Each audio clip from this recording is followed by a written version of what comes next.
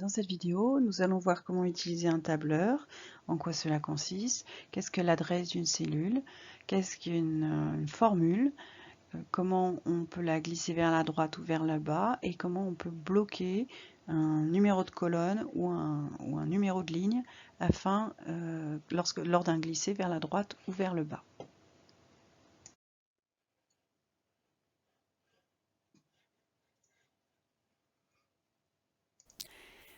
Alors, voici un tableur. Donc, nous avons un tableau qui a été pré-rempli avec des valeurs qui s'inspirent d'un TP que nous avons déjà fait.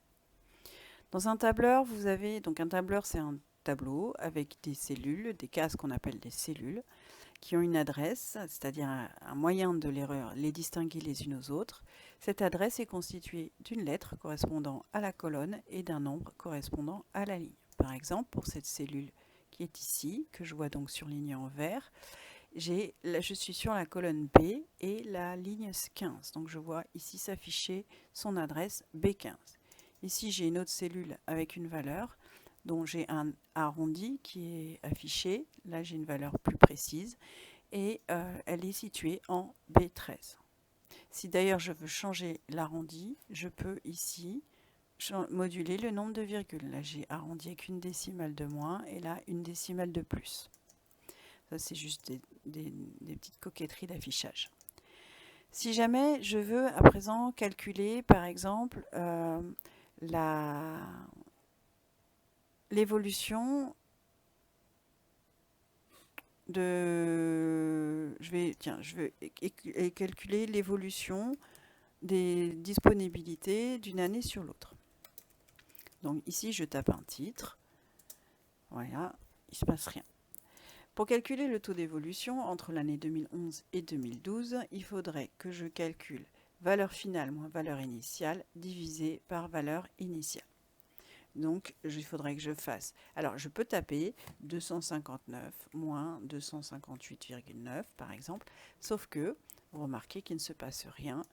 L'ordinateur n'a pas fait la différence entre cette formule que je viens de calculer et le moment où j'ai tapé du texte. Donc, quand je tape quelque chose, a priori, c'est considéré comme du texte. Donc, si je veux que ce soit une formule et que donc le calcul soit fait, il faut que je précède du signe égal. Et à ce moment-là, l'ordinateur va interpréter ce que j'écris et effectuer les calculs que je lui demande. Donc si je mets égal bonjour, par exemple, comme bonjour n'est pas un calcul, il ne comprend pas la consigne. Alors, j'efface mon bonjour et j'y vais. Je voudrais calculer donc le taux d'évolution. Donc il faut que je mette des parenthèses et que je fasse valeur finale. La valeur finale c'est 259 certes, mais c'est surtout qu'elle est située en C13. Donc je clique sur la cellule C13, moins, et la valeur de 2011 étant B13. Soit je clique comme je viens de faire, soit je tape à la main B13. Et je dois diviser par la valeur initiale qui est en B13. Donc j'ai ici l'évolution entre les deux. Alors on trouve 0, pourquoi? Parce que de 258,9 à 259, la variation est très faible. Donc si je veux rajouter des décimales, je rajoute un petit peu de décimales. Qu'est-ce que j'ai eu? Non, c'est bon. L'évolution est faible. Si je veux l'évolution en pourcentage, donc il faudrait que je fasse multiplier par 100. Donc je fais x 100. Voilà, et là j'ai une évolution en pourcentage qui est de moins de 4%. Donc c'est pour ça que j'ai une valeur très petite.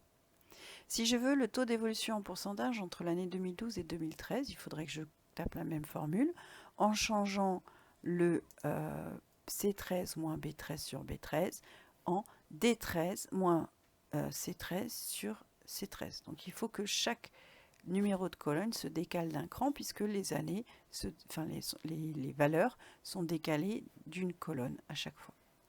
Plutôt que de retaper tout le calcul, je peux faire un copier-glisser, c'est-à-dire que je me place sur la cellule où j'avais ma formule. Vous voyez que ma souris, quand je m'approche du coin droit, change de forme, enfin mon curseur change de forme. J'appuie dessus avec mon clic gauche de ma souris, une fois que je suis en face, et je maintiens appuyé tout en glissant. Et donc vous voyez les taux d'évolution qui s'affichent. Je continue jusqu'au bout de ma colonne.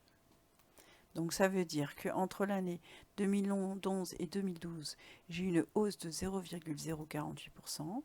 Entre, par exemple, 2013 et 2014, j'ai une baisse de 3,909%, et ainsi de suite. Donc voilà comment on peut taper une formule et l'adapter ensuite à l'adresse. La formule s'adapte, vous voyez là j'ai E13 moins D13, donc il me fait cette valeur moins celle-là, là, divisé par celle-ci. Si je me mets ici, il décale d'un cran. Alors là, mathématiquement, ça n'a aucun lien, mais si je colle vers le bas, j'obtiens ici, donc j'avais les formules avec ces deux adresses, et donc si je me mets en dessous, il s'est décalé d'un cran vers le bas, c'est-à-dire que les numéros de ligne ont augmenté d'un cran. À présent, si je veux calculer, par exemple, la somme de toutes les énergies primaires, donc je vais mettre la colonne totale, et ici, je veux ajouter toutes ces valeurs. Ce que je peux faire, donc je veux faire un calcul, je précède du mot égal. Donc soit j'écris ça, plus ça, et ainsi de suite, bon, ce qui est un peu long. Soit je peux appliquer la fonction somme, qui donc fait une addition, et je sélectionne toutes les cellules que je dois ajouter. Je ferme ma parenthèse, et vous avez remarqué que l'adresse est de B6 2.K6, qui veut dire de B6 à K6. Alors que si je mets un point virgule, il va juste faire la somme de K6 et de B6, la première et la dernière. Bon, je vais remettre mes deux points.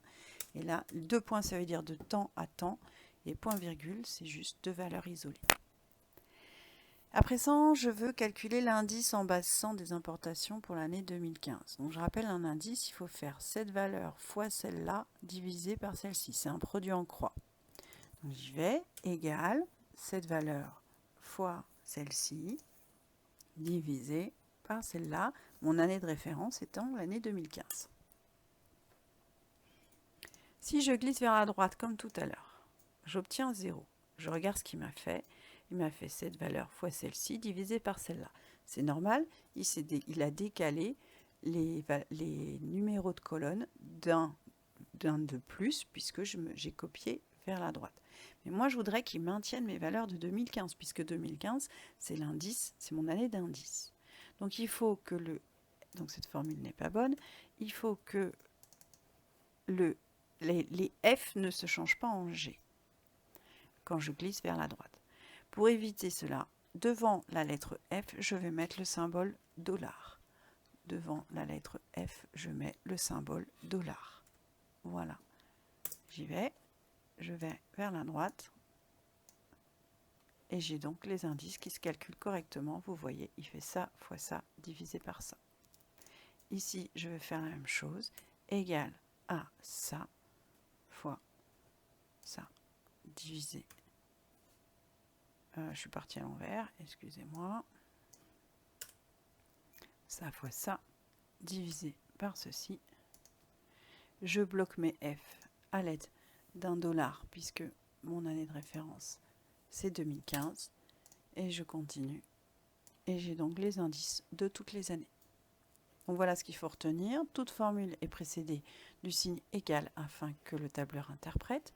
Toute cellule est désignée, toute valeur de cellule est désignée par son adresse constituée d'une lettre et d'un chiffre. On a d'autres fonctions qui permettent de calculer des moyennes ou de faire pas mal de choses.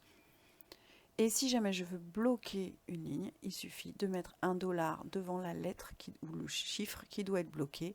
Et lors du glisser vers la droite ou glisser vers le bas, cette valeur ne sera pas changée.